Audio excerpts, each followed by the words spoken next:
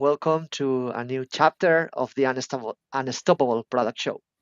Good morning, Warren. How are you doing? Good, good. I'm enjoying the beginning of summer, I guess, You guess because it's cold in Seattle, right? because it's cold in Seattle. Here it is colder than usual, but it's not cold. It's still warm in Yeah. Madrid. Anyhow, today we have an exciting chapter because today we're going to talk about all the confusion around the crossing the chasm framework, all the mistakes that people is making, and well, these type of mistakes are preventing for creating good go-to-market strategies and accelerate revenue. So we want to help here today to avoid those confusing points around crossing the chasm. So founders, CEOs, CROs, and CMOs can properly apply the framework, and Mhm. then they can find the way to accelerate revenue by crossing to the mainstream. Now, it's very exciting, I guess, for you, Warren, because you are the original guy who discovered and coined actually the marketing chasm, right? It, correct. And that's why I call myself lucky. The luckiest business person alive is, I got to grow up in the shadow of Everett Rogers and watch my grandfather contribute to what's called diffusion of innovations. And it was that kind of experience when I was young that led to the creating of the idea of a chasm. So we didn't write the book, but we created the idea. And you discovered these two different behaviors and how Yes. separated they are. Actually, I love before we get into these areas of confusion, I love the example that you use a lot of times about the vehicles um, and the two groups of people in the town of your grandfather, I think it was. Yes. Yes. And it's a fascinating example. I love When that. You can yeah, explain it for the audience. sure. When my grandfather was young, his sister we believe was the very first person to be killed by an automobile in the state of Ohio, and this was all the way back in 1915, and there were not very many cars. Still adoption rate of cars was way below 10%. There were So this, carriages. yes, they were using horses and carriages Horses. and things. So um, when my grandfather said his sister, this would have been my great aunt, when she was killed, he said that people had many different reactions or very strong reactions to this first fatality. The very first group he mentioned was some people said to him after his sister was killed um, that it was a terrible tragedy, but it's the price of progress. And they were actually saying that if we want to move ahead as a society, we have to understand that these kinds of tragedies will happen. Mm. And it wasn't very many people saying that, but a handful. And then also a handful of people actually said that the fatality was not caused by the automobile, it was actually caused by something else. And many of them blamed my grandfather for the accident and said, this is not because of an automobile. This is something you did. And they blamed him for it. And and these are not a lot of people, just a small groups. Mhm. But he said, over the next week or two, he said massive numbers of people said, okay, we're done. Let's get the automobile off the streets. Let's make them against the law. We never want to see an automobile again. So it's over. The idea might have been a good idea, but we're never ever going to have automobiles. And that was, dozens and dozens and dozens of people. So that's really the foundation Mm. of this idea of a chasm. You've got um, innovators and early adopters who really believe in an Mhm. innovation, and they want to see it succeed, and they've got a dream or a vision, Uh-huh. and they don't want anything to interrupt that. However, the people who said, it's over, we're done, that's the mainstream, because they're really focused on, well, what happens if something goes wrong? What, The what what ifs and the the what risks. ifs, and how do we stay safe when there are new things? So it's that difference between what my grandfather, experienced as a kid that really led to the idea of a chasm. Mhm.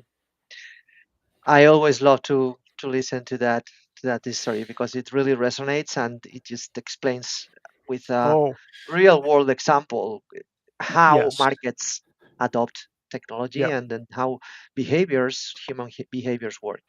And it's lovely. Yes. Now, Yep. let's move into the big problem that we want to tackle today, which is crossing the gas confusion. There are Yep. 6 areas of confusion that in your research you have uncovered. That was a research that you did. Well, you've been doing this research for quite a long time, for over Yeah. how much, 45 years maybe, Right. right? With conversations with CEOs, product Yeah. managers, CMOs, CROs, Yes. the entire United States and West Coast. And Yep. you discovered 6 areas of confusion. So we're Yes. going to get started with the main one, right? Um, which Yeah. is, go It ahead, please. is. And this, unfortunately, is a big problem, much bigger than I originally thought. But You mean the there's a lot of confusion around the cusp? the confusion factor that is very widespread, and you can actually see it in various articles. It is the belief that if you have a startup and you're a brand new company, then your product is automatically going to start with innovators and early adopters. And that's absolutely not the case. There are many startups that are creating new products, but they're improvements Mm, over a category that is already in the mainstream.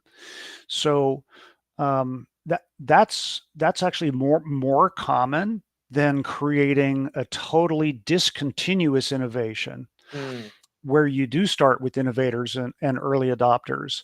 So mhm. uh, the the idea that you're a startup, that means you have a chasm, that's incorrect.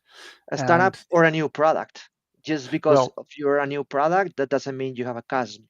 So the first and thing to look at is mhm, if you are a discontinuous innovation or a continuous innovation, right? And that yes, depends very much on how is the user or the buyer approaching the problem, the solution of the problem. correct. You're absolutely right. So, number one, any company, any size, it doesn't have to be a startup, can create a new product, and Hmm. it doesn't have to be discontinuous. It can be an improvement Hmm. within an existing category, and then that's starting in the mainstream with that new product. So, um, it's unfortunate, but the example, if I could give you a quick example, that I use for categories, so you can understand what I mean by Go for it. category, um, is I use the example of music players. So way Hmm. back, music was played with vinyl records on a turntable, and then that was improved through what was called reel to reel tape, and then that was improved basically and became cassette tapes, and then Hmm. that was improved and it became CDs or compact discs, and then that was improved and it became MP3 players, Hmm. and you see, this is a category. It's called music players. And yes, there are constant refinements and improvements, and the ecosystem gets better. The delivery of the music, is changing. Who it is involved in that category changes. but these are all improvements. These are, people know what a music player is. It's not Mm-hmm. like they're looking at something going, oh, I've never seen this before. It's Mm-hmm. just a change in something they've always used, always. And that therefore it's less risk, and it's more about, well, when is it convenient for me to make the change? If it's a format or a form, what they call a form or format change, well, then it's based on convenience, not avoiding risk. Mhm, mhm. So the CASM basically, and determining if you have a discontinuous innovation or not, basically depends on how is the audience approaching right now the problem. So another example that I would like to share with the audience in software um, is about Slack. I remember that the first time I saw Slack, it was um, with with my team of uh, with a team of developers. They were talking through Slack, and I was, oh, what is that? And that was kind of a messaging app, but with a team, with groups, kind of a forum. I don't know what that was, but it was similar at some point with uh, Microsoft Messenger, something like that, right? Mhm. And then you will have the teams of marketing, sales, administration, human resources. No one was using Slack, right? Yep. So, so when you think about why there was such an speedy adoption on the side of the developers, and it was not on the side of the other functions in the company, is how were they approaching the communication before Slack was launched?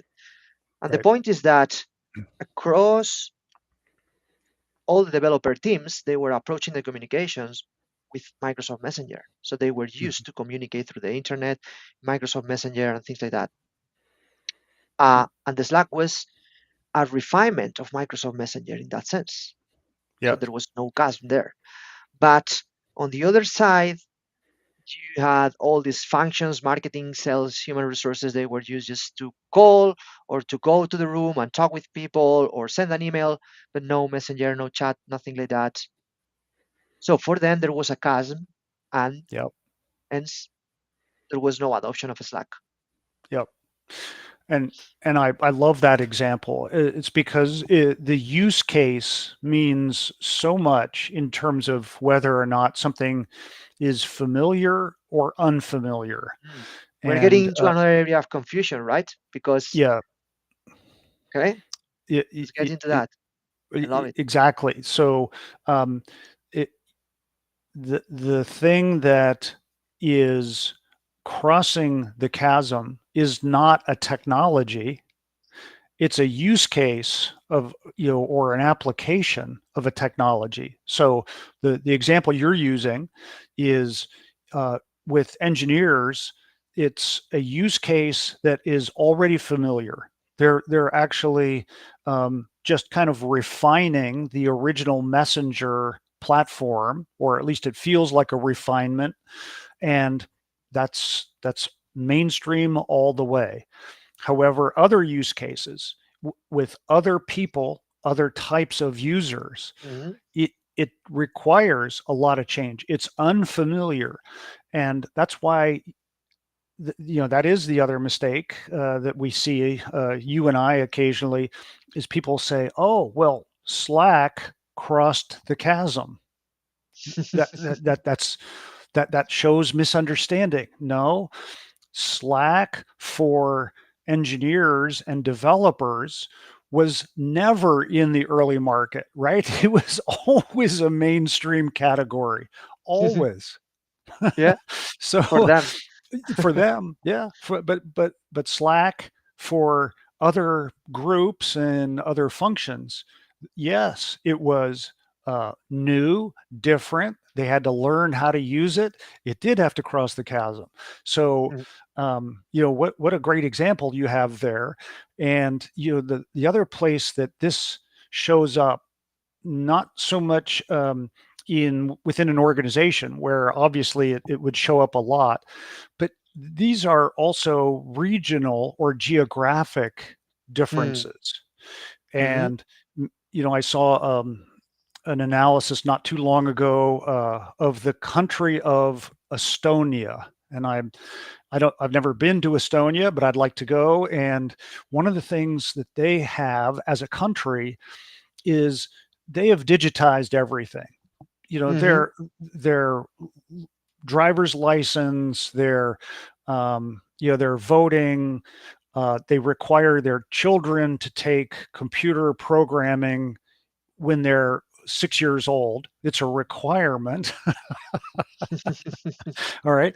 So the whole country of Estonia is has gone digital, Okay. massively digital.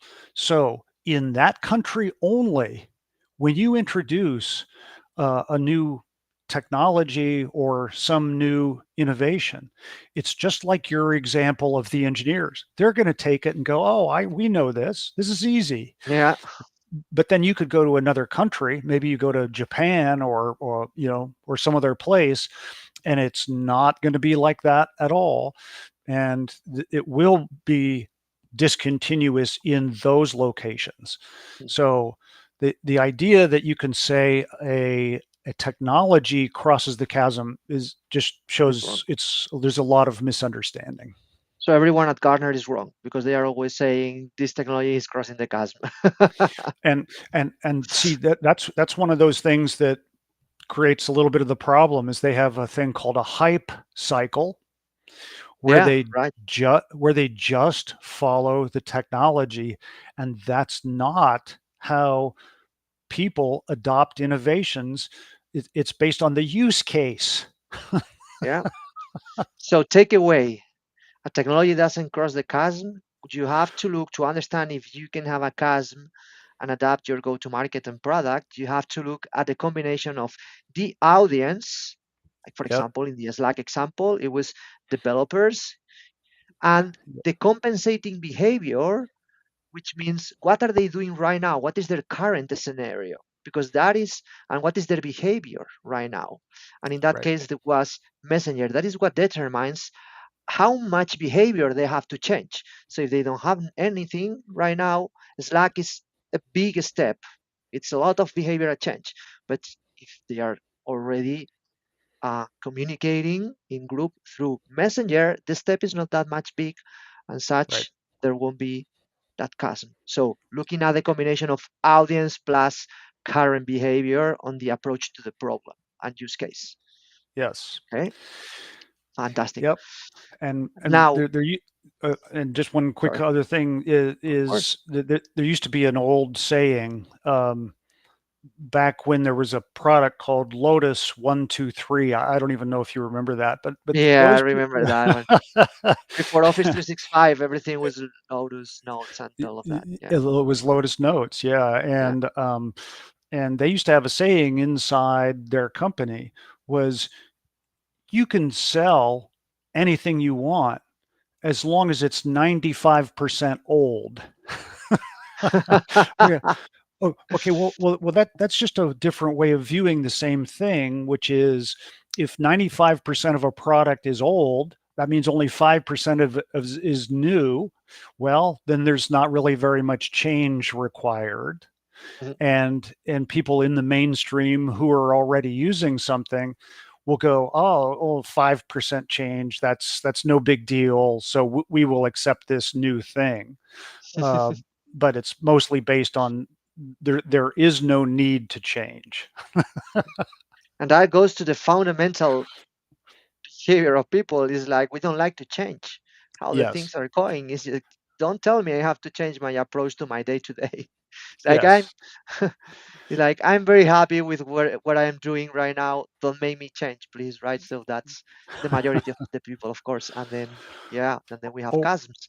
oh, oh, and that topic is endlessly fascinating because a lot of change is requires new learning, right? And what it comes down to is a lot of people have no confidence in their ability to learn new things, and Mhm. it's actually a little bit sad because I think people can learn new things, but their self confidence is lacking. They don't think they can learn new things easily. so they resist the new thing, the new innovation, Mhm, because they think they will fail if they try to learn how to use it. mhm. And that is also related with the fact that these organizations that have resistance most of the times is also because they don't have confidence. So, what is Yes. the key here for the sellers, for the vendors, for the Yep. founders? You have to take the hand of the client and provide change management services, training, so the client feels confident because they lack that confidence. So, you have to provide the confidence that they don't have. It's the Ab- only way that you can convince them to go with your product. Absolutely. And because they don't have a confidence, they everything that they want to do, they get from an outside vendor. Whether it's a new type of software, some kind of uh, new IT infrastructure, Mhm, perhaps. They don't have confidence to do it themselves, so they get it done through an external mhm, provider. And in the mainstream, that's a big deal.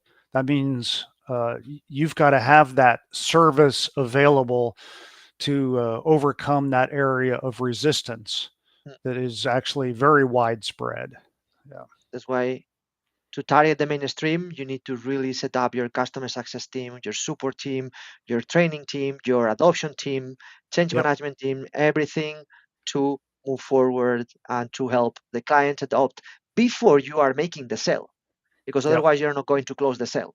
During the sales Exactly. cycle, you have to tell the client, hey, here is how am I going to support the adoption of this product and take you to success.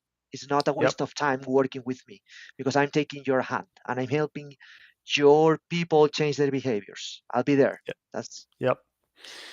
now, Yeah. And yep. Warren. And What if we, sorry, because we have 8 minutes more and I wanted okay. to summarize the three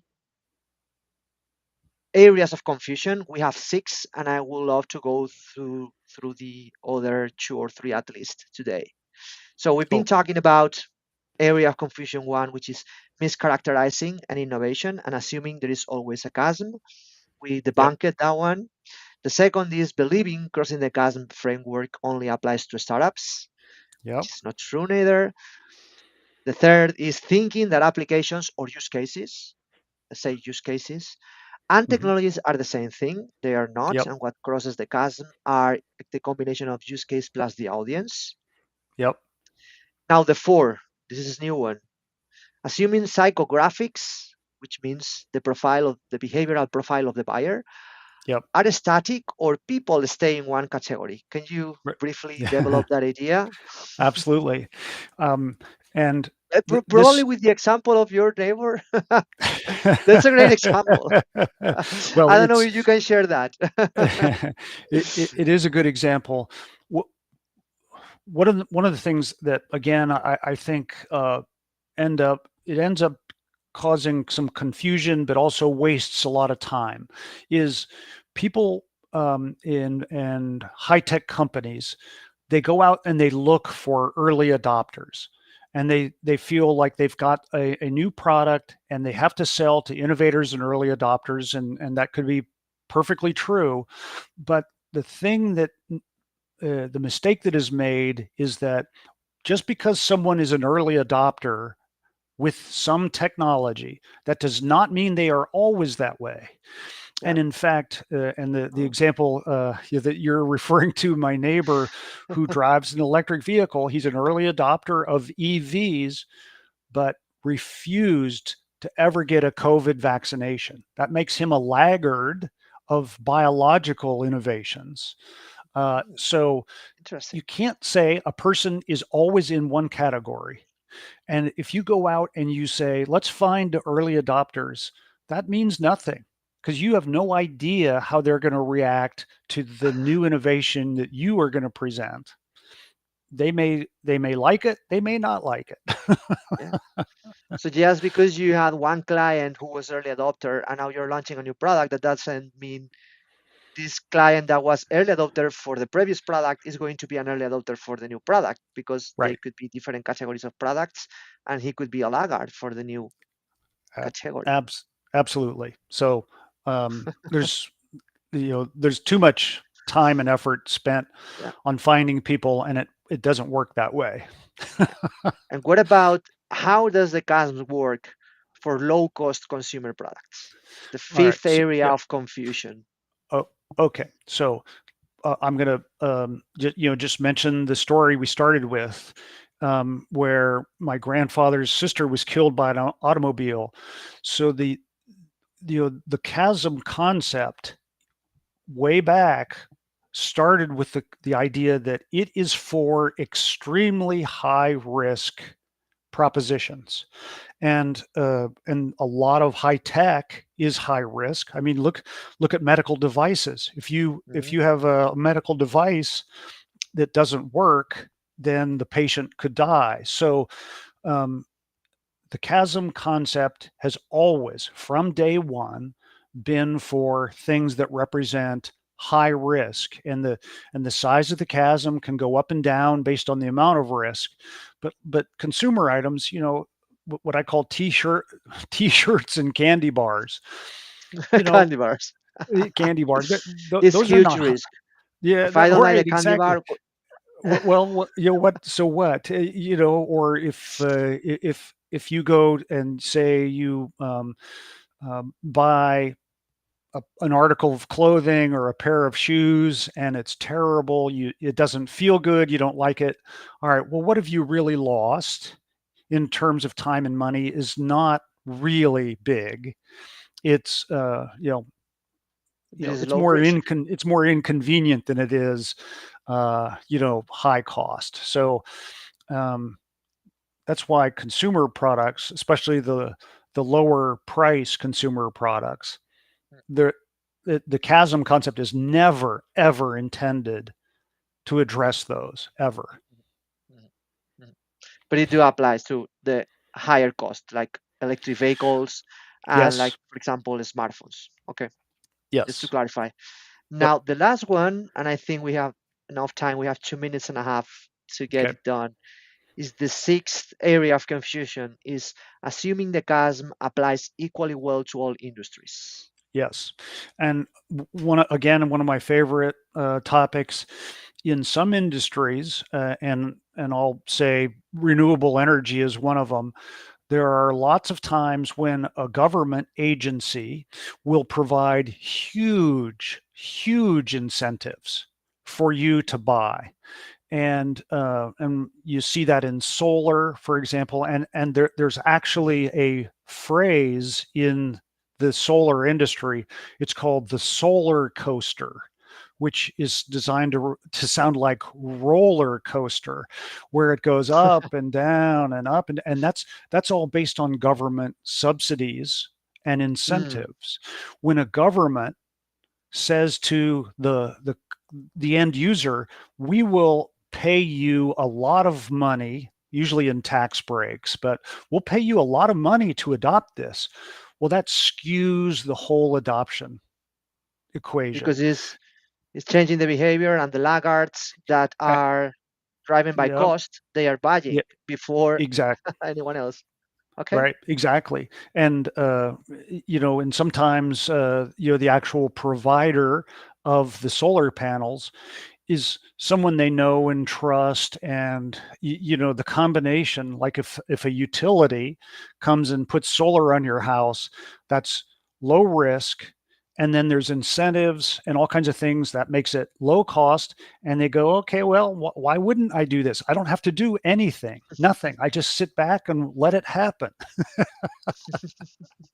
And so in industries like that, Mhm, um, the whole adoption sequence can be skewed.